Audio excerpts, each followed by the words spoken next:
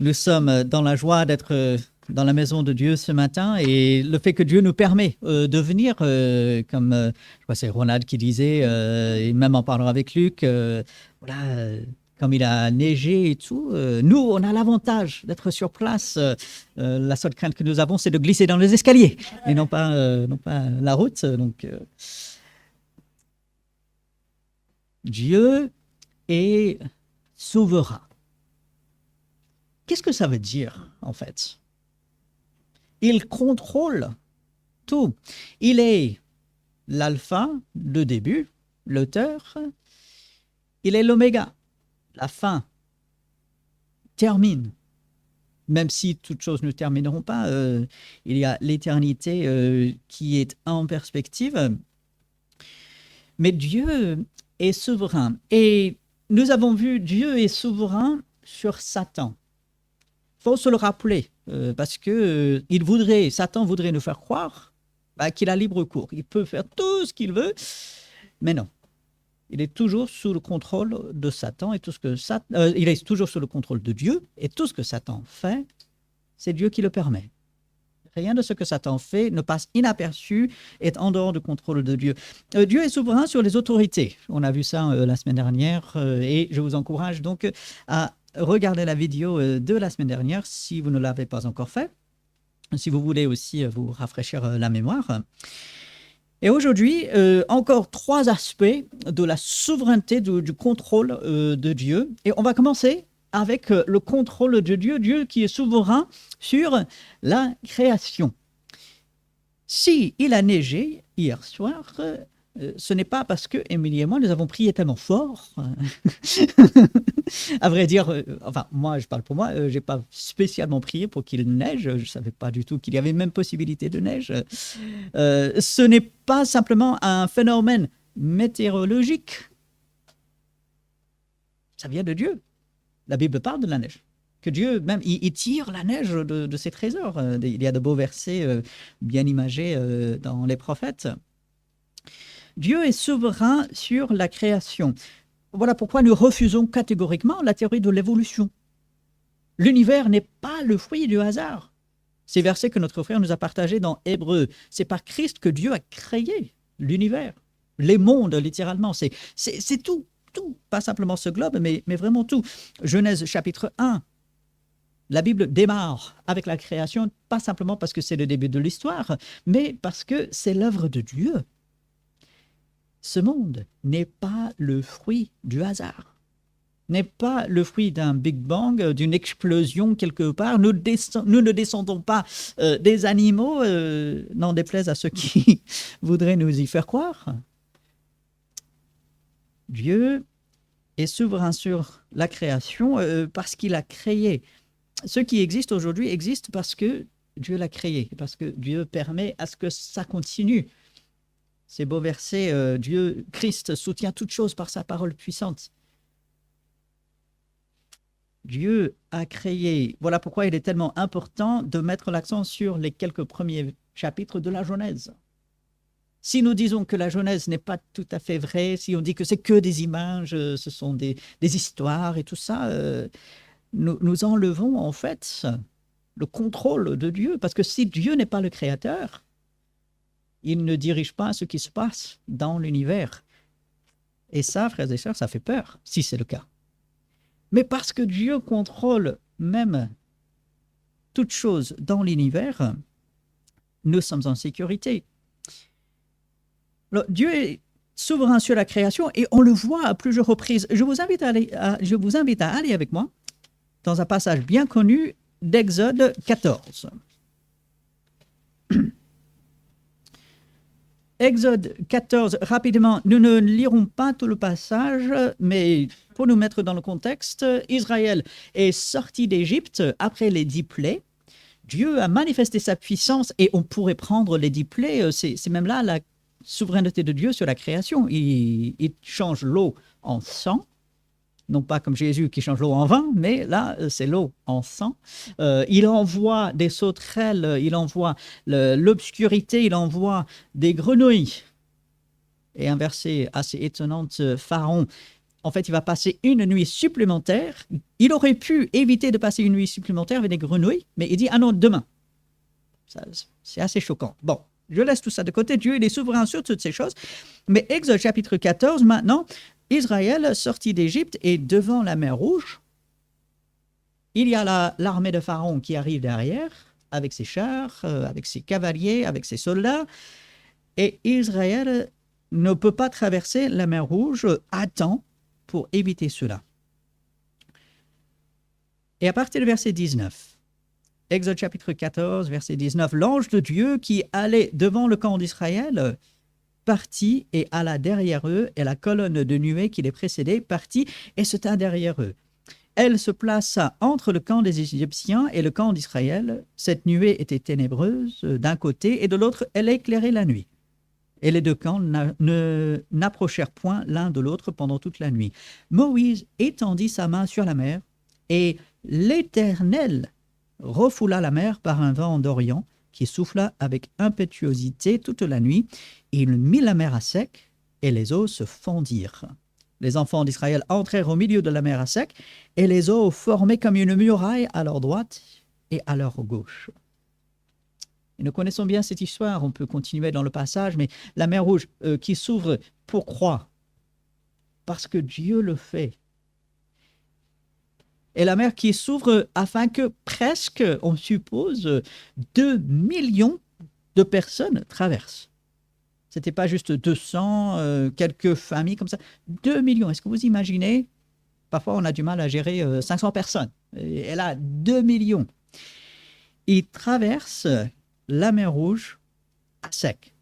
Pas dans les marécages, pas dans la boue, mais la terre ferme.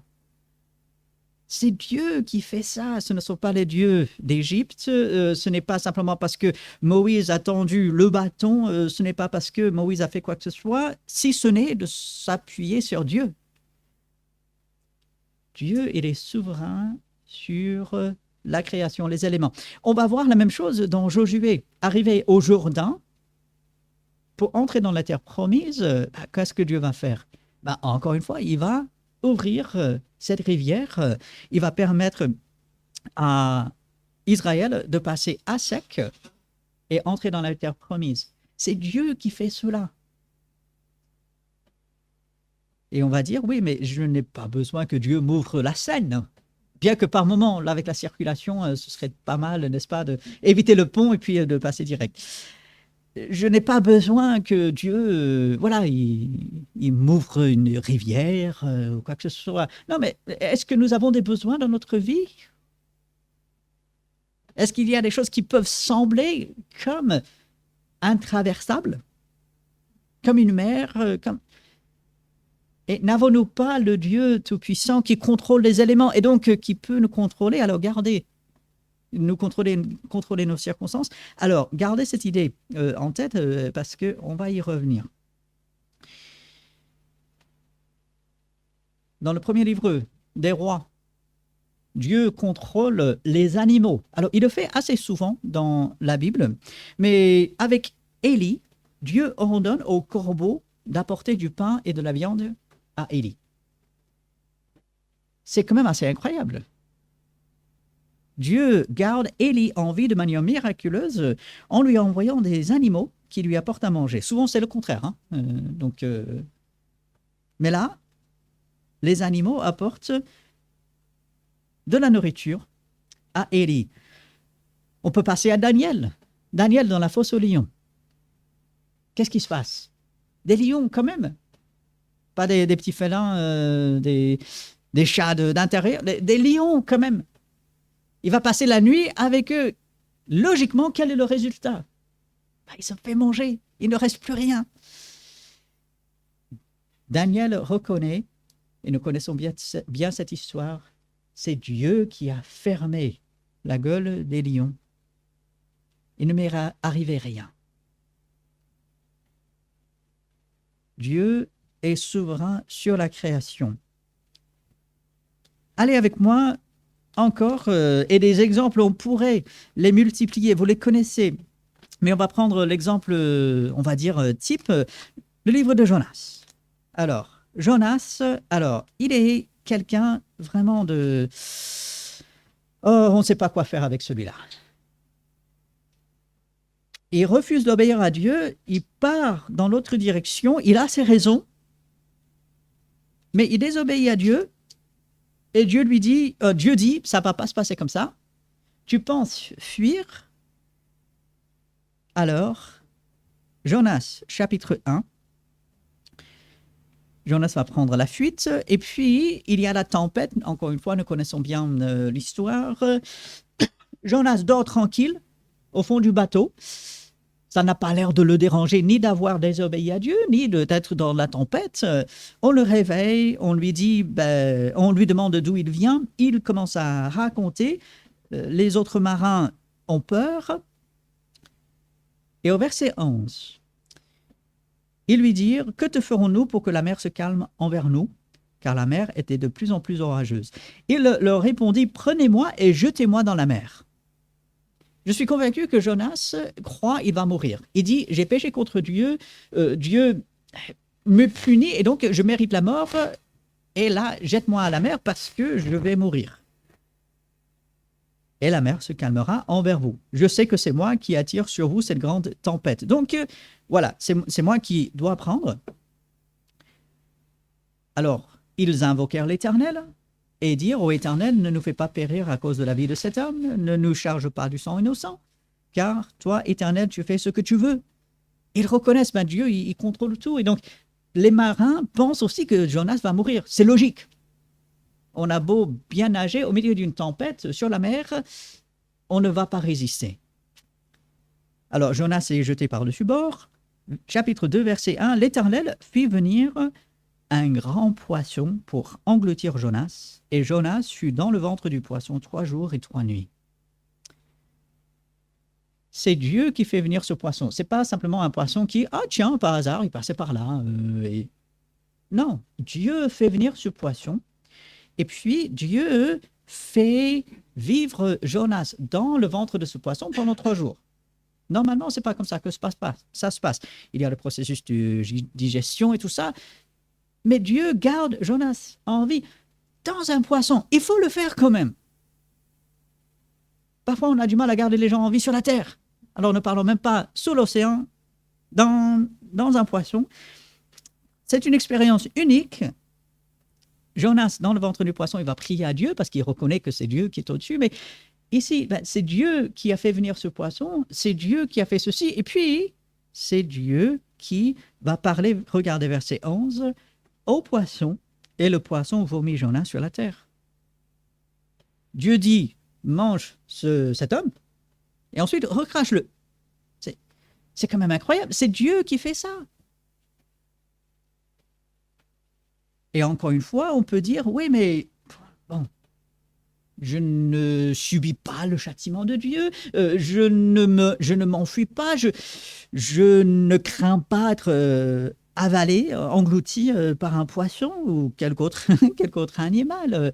Et alors, oui, mais Dieu, il reste souverain sur la nature.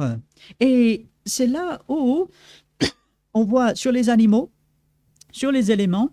Et dans Matthieu chapitre 8, les disciples reconnaissent ceci. Allez, dans Matthieu chapitre 8. C'est une des fois où Jésus a calmé la mer. Matthieu chapitre 8, à partir du verset 23.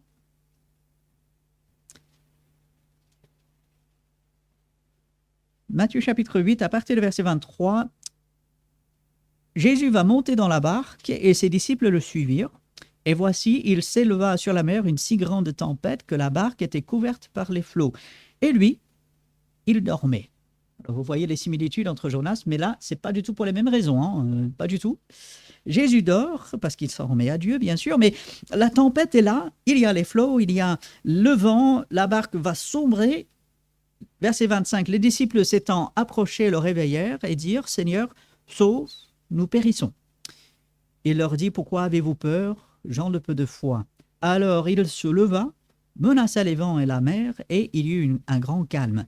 Ces hommes furent saisis d'étonnement. « Regardez, quel est celui-ci, disent-ils, à qui obéissent même les vents et la mer ?» Nous ne pouvons pas faire ça. J'ai beau crier contre le vent, il fait rien. J'ai beau crier contre des vagues, contre la poussière, contre tout. Et alors, ça ne change strictement rien. Dieu parle et le calme revient. Dieu parle, il y a la tempête. Dieu parle et la nature écoute et obéit. Dieu est souverain sur la création. Et finalement, ça nous encourage parce que ça veut dire Dieu va faire subsister cette création aussi longtemps qu'il veut. Ceux qui ne connaissent pas Dieu et qui disent « Ah, l'homme va détruire la planète, sauvons la planète !» Je suis désolé, ce n'est pas à nous de sauver la planète, elle est perdue de toutes les façons. À nous d'en prendre soin, à nous d'être de bons gestionnaires comme Dieu le veut, mais ce n'est pas à nous de sauver la planète, ça c'est le domaine de Dieu. Égard à celui qui prend les responsabilités de Dieu. À nous d'être de bons gestionnaires, à utiliser avec sagesse les choses que Dieu nous donne. Mais c'est Dieu qui prend soin de cette terre. C'est Dieu qui prend soin des éléments. Et lorsque Dieu parle, la création écoute et obéit. Et nous alors? Ah. Matthieu chapitre 6.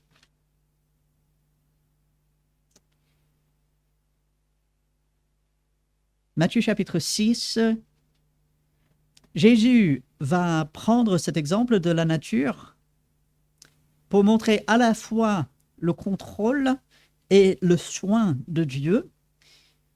À partir du verset 25, Matthieu chapitre 6, à partir du verset 25, « C'est pourquoi je vous dis, ne vous inquiétez pas pour votre vie, de ce que vous mangerez, ni pour votre corps, de quoi vous serez vêtus. La vie n'est-elle pas plus que la nourriture et le corps plus que le vêtement ?» Et la réponse attendue, c'est bien sûr. La vie est plus que ça. « Regardez les oiseaux du ciel, ils ne sèment, ni ne moissonnent, et ils n'amassent rien dans les greniers, et votre Père céleste les nourrit. » C'est Dieu qui en prend soin. C'est Dieu qui contrôle. Ne valez-vous pas beaucoup plus qu'eux? Mais absolument. Qui de vous, par ses inquiétudes, peut ajouter une coudée à la durée de sa vie? Personne. Et pourquoi vous inquiétez au sujet du vêtement? Considérez comme on croisse les lys des champs, ils ne travaillent ni ne filent. Cependant, je vous dis que Salomon, même dans toute sa gloire, n'a pas été vêtu comme l'un d'eux. Si Dieu revêt ainsi l'herbe des champs, qui existe aujourd'hui, et qui demain sera jetée au four, ne vous vêtira-t-il pas à plus forte raison, gens de peu de foi? Ne vous inquiétez donc point et ne dites pas que mangerons-nous, que boirons-nous, de quoi serons-nous vêtus, car toutes ces choses, ce sont les païens qui les recherchent. Votre Père céleste sait que vous en avez besoin. Cherchez premièrement le royaume et la justice de Dieu, et toutes ces choses vous seront données par-dessus. Ne vous inquiétez donc pas du lendemain, car le lendemain aura le soin de lui-même. À chaque jour suffit sa peine. Je suis convaincu que tout le monde ici dirait et dit Amen à ces versets. Gloire à Dieu. Amen. Ah, que c'est beau. Et demain, alors, ces versets, ils seront où? Et plus tard, le surlendemain, cette semaine, ces versets, ils seront où? Dieu est-il simplement le Dieu du dimanche lorsque nous avons sa parole ouverte devant nous? Nous savons que non. C'est le Dieu de chaque jour. Et il n'y a pas une seule seconde que Dieu ne prenne pas soin de la nature et que Dieu ne contrôle pas les choses dans la nature et dans toute la création. Et s'il fait cela, et si moi et chacun de nous sommes plus importants que les animaux aux yeux de Dieu, il prendra soin de nous et il nous dirigera et il nous fera du bien, il répondra à nos besoins et il fera tout pour nous. Le fait de voir la souveraineté de Dieu dans la nature nous encourage dans chaque domaine de notre vie. Voilà pourquoi la théorie de l'évolution fait tant de mal. Aujourd'hui, partout, on présente l'évolution comme un fait accompli, comme des preuves, alors qu'il n'en est rien. Et l'évolution apporte atteinte à Dieu dans sa personne et dans sa puissance et dans sa souveraineté et nous fait douter ceux qui y croient, ceux qui croient à l'évolution, de la puissance et de la souveraineté de Dieu. L'enfant de Dieu voit dans la parole que Dieu dirige toutes choses. Ça commence avec la nature, ça commence avec des animaux, des poissons, des ânes. Dieu a fait parler un âne. C'est quand même assez incroyable, le pauvre Balaam. N'y avait-il pas un autre moyen de le secouer? Apparemment pas. Je ne voudrais pas être à sa place. Ce qui est le plus surprenant dans cette histoire, ça ne semble pas gêner Balaam que l'âne lui parle. Il ne semble pas choqué. Je ne sais pas si vous avez relevé cela, mais il ne semble pas choqué par le fait que l'âne lui parle. Bon, à vous de penser ce que vous voulez avec ça. Que ce soit dans l'Ancien, que ce soit dans le Nouveau Testament, nous voyons Dieu souverain sur toutes choses. Et il ne faut absolument pas dire, oui, mais c'était pour les autres. C'était pour une période spécifique. Oui, c'était pour ci, cela.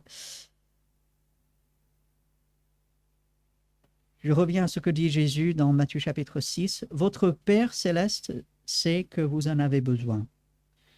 Dieu est souverain et ainsi il prend soin de nous. Rien ne lui échappe. Et ça, c'est vrai aujourd'hui. C'était vrai hier. C'est vrai lorsque nous avons l'impression que tout va bien. Merci Seigneur, gloire à Dieu. C'est vrai quand nous traversons des soucis, quand nous sommes dans la tempête, Jésus était tout aussi présent, tout aussi puissant, tout aussi au courant de ce qui se passait qu'à tout autre moment. Dieu est souverain sur la création et il faut, en tant qu'enfant de Dieu, l'affirmer. Dieu est créateur et il tient toutes choses. Ne cédons pas à la pensée du monde que Dieu soit distant, inintéressé avec ce qui se passe sur la terre. Non, il est hautement intéressé par ce qui se passe sur la terre. Rappelons-nous de cette vérité. Deuxième élément, Dieu est souverain, et c'est formidable, sur notre ministère. Et ce que j'entends par cela, c'est le service que nous faisons pour lui. Bien sûr, nous le faisons, mais c'est lui qui nous aide. Alors, je vous invite à prendre Romains chapitre 1. Romains chapitre 1, le tout premier verset. Nous citons souvent le verset 16, « Je n'ai point honte de l'Évangile, car c'est une puissance de Dieu pour le salut de quiconque croit. » Mais Romains chapitre 1, verset 1.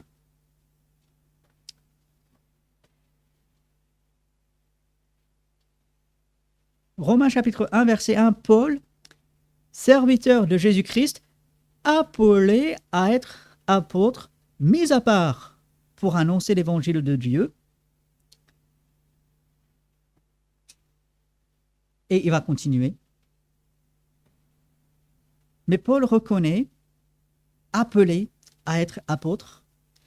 Paul ne s'est pas auto-mis en place. Il a été appelé, c'est-à-dire Dieu est souverain sur cet appel et sur son ministère. Et en fait, si vous regardez 1 Corinthiens chapitre 1, vous allez trouver la même chose. 2 Corinthiens chapitre 1, verset 1, vous allez trouver la même chose. Par la volonté de Dieu, Paul il va le dire souvent, ou appelé selon la volonté de Dieu. Galates chapitre 1, les lettres aux Thessaloniciens, partout Paul, il rappelle, si je suis dans le ministère, si je peux faire quoi que ce soit pour Dieu, c'est à cause de Dieu. Dieu était souverain sur le ministère de Paul et il est souverain sur notre ministère également. Si je peux accomplir quoi que ce soit pour Dieu, quel que ce soit, c'est à cause de Dieu. Et si j'ai le désir de faire quelque chose pour Dieu, en fait, ce désir trouve sa source en Dieu. C'est Dieu qui produit le vouloir et le faire, selon son bon plaisir. Dieu est souverain sur notre ministère. Il a un regard sur notre ministère et notre ministère doit être fait en lui. Et dans Actes chapitre 16, nous avons l'exemple le plus frappant de cela, quelque chose de concret, parce que ça peut rester abstrait, mais ici, nous avons quelque chose d'abstrait, encore une fois, sûrement un passage que vous connaissez bien. Actes chapitre 16, à partir de verset 6, Paul et Barnabas viennent de se quitter. Ils ont eu un différend et Barnabas prend quelqu'un, il va dans une direction, Paul prend quelqu'un d'autre, va dans une autre direction. Et Paul, il entame un voyage. Et dans Actes chapitre 16, verset 6, « Ayant été empêché par le Saint-Esprit. » Waouh! Paul voulait aller dans une certaine région, voulait prendre une certaine voie, et Dieu lui dit non. Alors, comment est-ce que le Saint-Esprit a empêché Paul? On peut tout imaginer, ce n'est pas le but. Dieu a clairement montré à Paul qu'il ne fallait pas aller en Asie. Comment est-ce qu'il s'y est pris? Peu importe. Mais il a clairement fait savoir, tu ne dois pas aller là. Pourtant, Paul pensait que c'était une bonne idée. Sûrement, il y avait des enfants, des personnes à évangéliser là. Il fallait que l'évangile soit annoncé, mais Dieu dit non, pas là. Verset 7. Arrivé près de la Mysie, il se disposait, donc Paul et toute son équipe, à entrer en Bithynie. Mais l'Esprit de Jésus ne leur permit pas. Deuxième tentative. Peut-être il faut qu'on aille là, mais non, c'est pas là. Verset 8. Ils franchirent alors la Mysie et descendirent à Troas.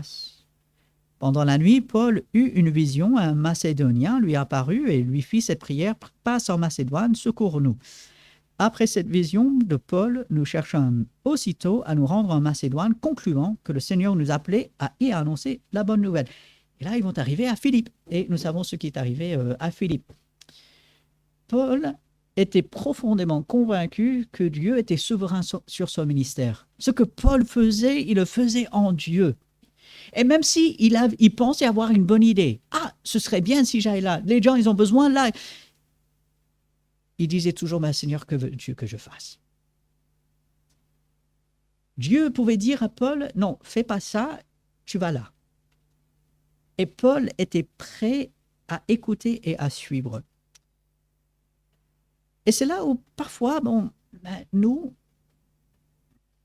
je ne veux pas dire qu'on trébuche, mais c'est parfois là où ça bloque. On a une bonne idée. Mais Seigneur, si je fais ça, et regarde les gens que je peux toucher, tout ce que je peux faire. Et si Dieu nous aiguille dans une autre direction, quelle est notre réaction? Non, mais Seigneur, tu ne vois pas. Mais bien sûr que Dieu voit. Non, mais Seigneur, ne sais-tu pas le bien que ça peut faire? Et Dieu sourit dans le ciel, il dit, mais bien sûr, je sais. Mais Seigneur, si j'y vais pas, Dieu dit, t'inquiète. Si ce n'est pas toi, ce sera quelqu'un d'autre. Paul était profondément convaincu que Dieu était souverain sur son ministère. Et quand Dieu parlait, Paul, il était à l'écoute. Seigneur, tu veux pas que j'aille là? Bon, d'accord. Je vais patienter, je vais chercher ta face dans la prière jusqu'à ce que tu me montres là où tu veux que j'aille. Et quand Dieu montre, il y fonçait, il y allait. On le voit du début jusqu'à la fin de son ministère. Paul, profondément convaincu de cette souveraineté de Dieu. Paul n'agissait pas juste comme il lui plaisait, mais vraiment pour Dieu. Et je suis convaincu, c'est notre désir. Je pense ouvertement, personne ici dirait « Oui, mais je veux faire comme je veux ». Ça m'étonnerait quand même. Non, on veut suivre le Seigneur, mais la mise en pratique, quand Dieu dit « ça, pas là, je veux que tu fasses ici », comment est-ce que nous prenons cela? Si nous croyons réellement que Dieu est souverain sur notre ministère, on dirait, Seigneur, je fais avec joie. Amen. Tu me permets de faire, alors j'y vais. Et je me donne à fond pour toi. Et puis, Dieu Non seulement il est souverain sur la création et tout ce que cela implique, il est souverain sur notre ministère, mais là, on prend peut-être un pas en arrière parce que Dieu est un peu de recul. Dieu est souverain sur notre salut. Et il faut s'en souvenir. Alors, regardez avec moi Romains chapitre 8.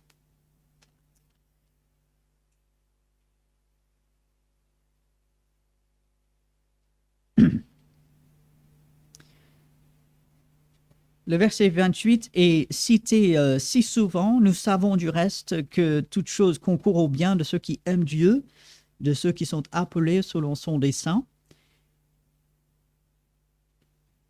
Ce n'est pas le moment de déballer tout ce verset et d'expliquer tout ce que cela veut dire, mais Dieu gère toutes choses. Mais ce sur quoi je veux mettre l'accent, c'est le verset 29 et les suivants.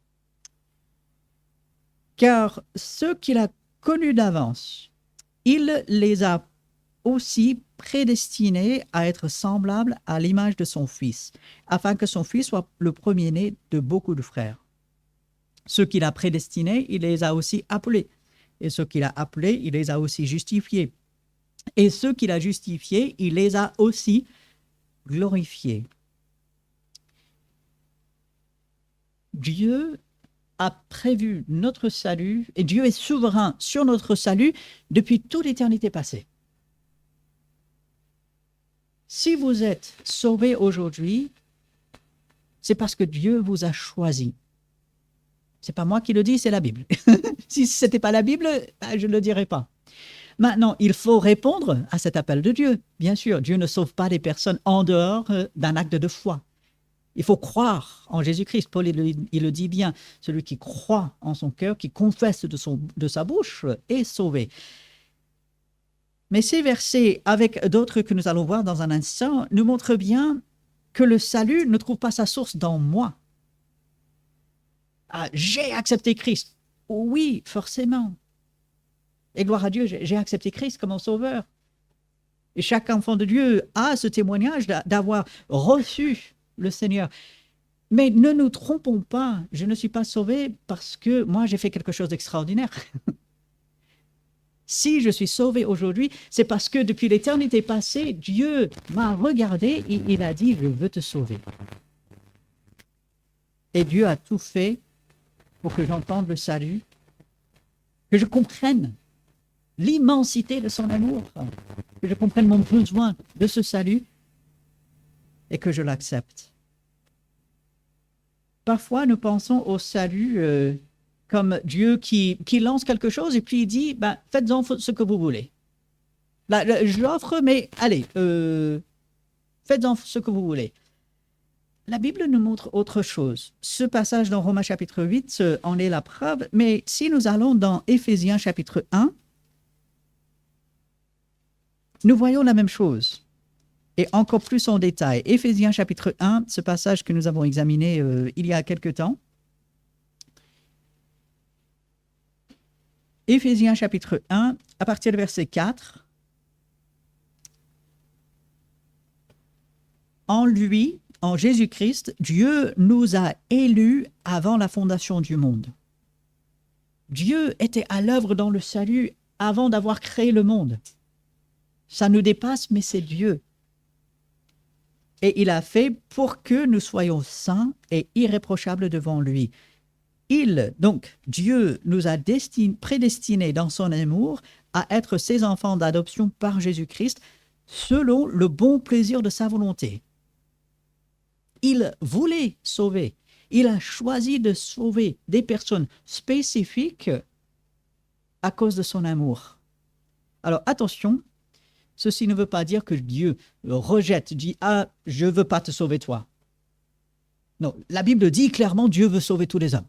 Le Dieu qui veut que tous les hommes soient sauvés s'est manifesté. Dieu ne veut pas la mort du pécheur, mais il veut qu'il se repente et qu'il vive. Mais Dieu également, sachant que je l'accepterai, a choisi. Il ne faut pas avoir peur de cette idée. Parfois, on a tellement peur de se tromper, d'enlever la responsabilité de l'homme, qu'on a peur de prendre les mots de la Bible. Mais la Bible dit que Dieu choisit Bien sûr, il faut de la repentance de ma part. Il faut la foi. Mais même cette foi, c'est Dieu qui la suscite.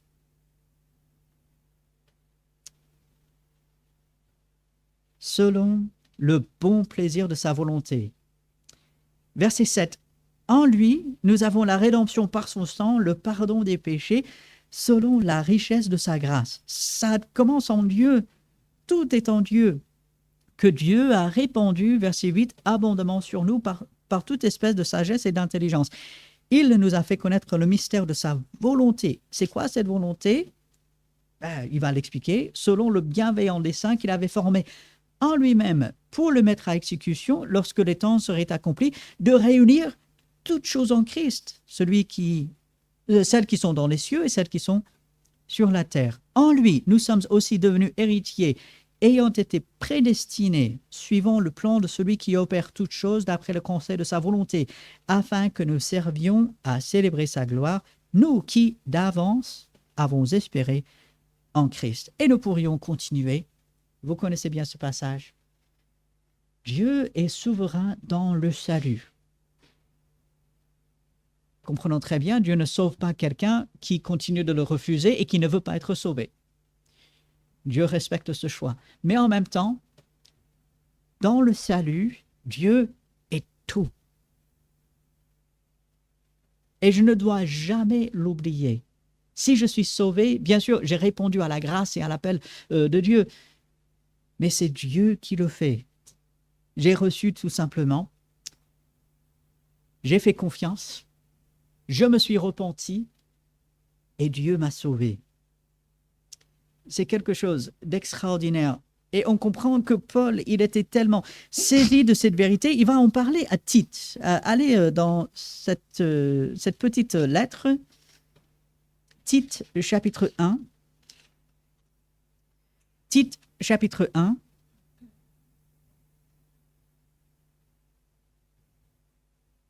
Les 3 premiers versets.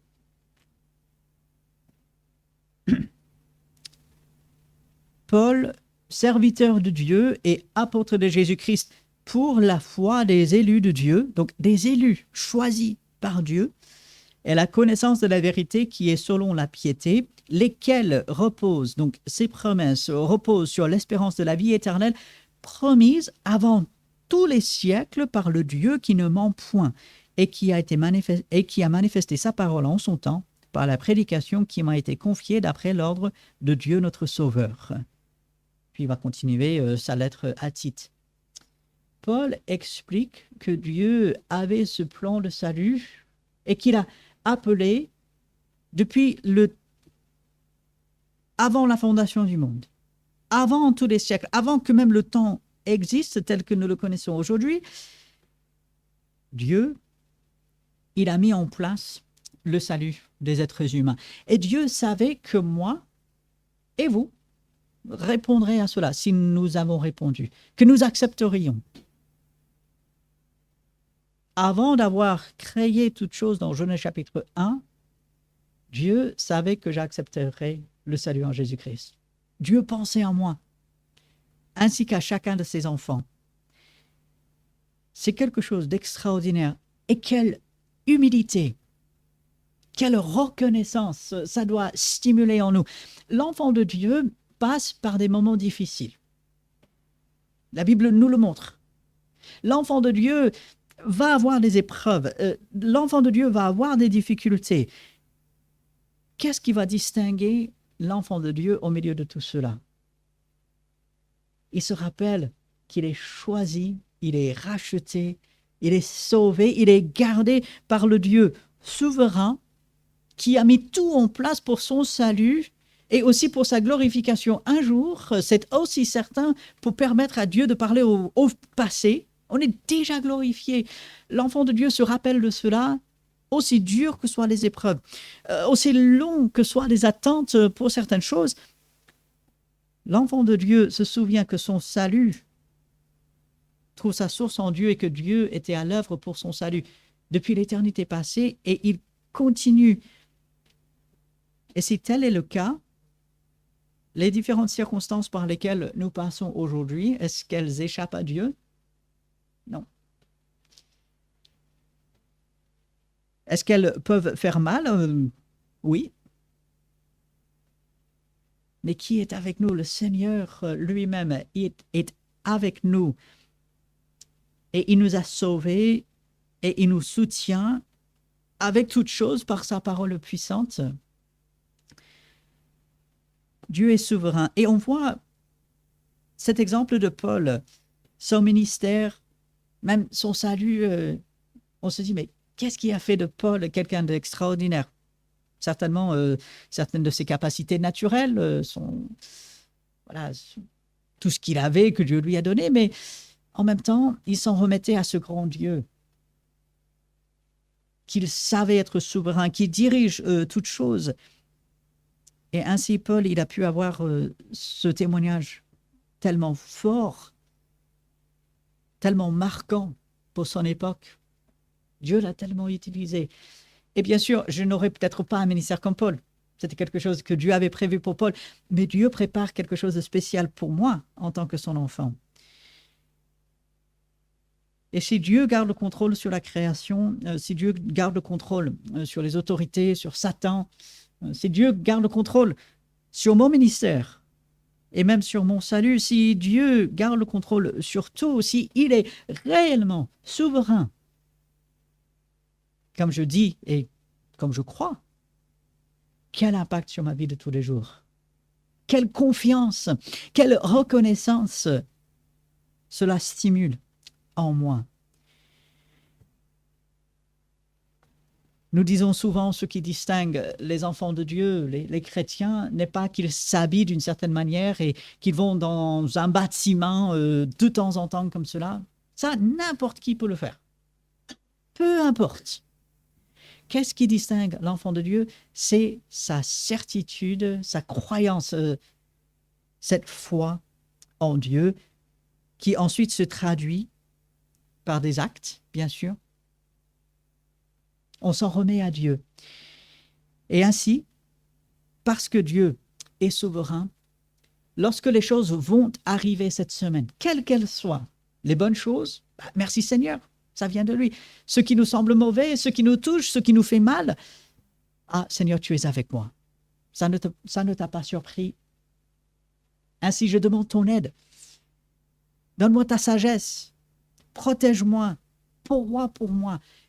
Et nous pouvons faire ces prières parce que Dieu, il est souverain et il prend soin de nous.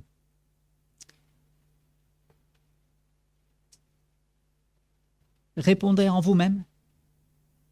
Mais est-ce que Dieu est souverain? Pas forcément. Parce que Dieu est souverain, quelle différence ça fera dans votre vie cette semaine?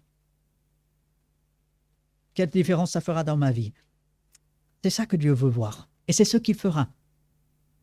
Et parce que lui, il le fera, nous nous en remettons à lui et nous faisons cela dans la prière. Chaque dimanche, quelques instants dans une prière silencieuse, tout simplement pour appeler à l'aide de Dieu. Et ainsi, nous allons faire cela pendant quelques instants, de prier ce Dieu souverain, demander son aide pour cette semaine qui est devant nous.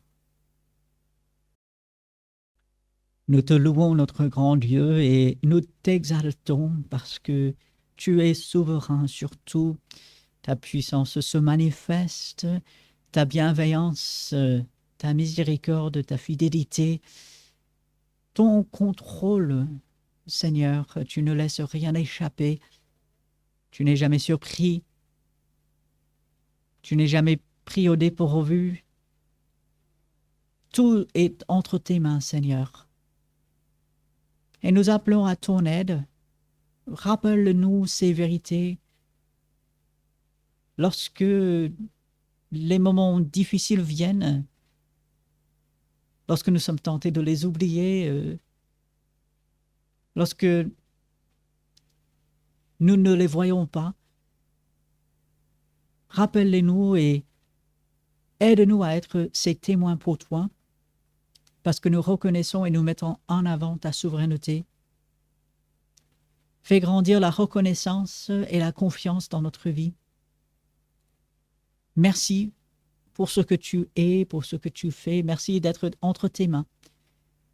Aide-nous, Seigneur, nous appelons à toi, et c'est en ton nom que nous prions. Amen. Et je vous laisse avec la parole de Dieu. Romains chapitre 16, c'est 2 versets 25 et 27. « À celui qui peut vous affermir, à Dieu seul sage, soit la gloire au siècle des siècles par Jésus-Christ. Amen. » Allez avec la paix, la bénédiction de Dieu. Très bon dimanche, très bonne semaine. Saluez-vous les uns les autres.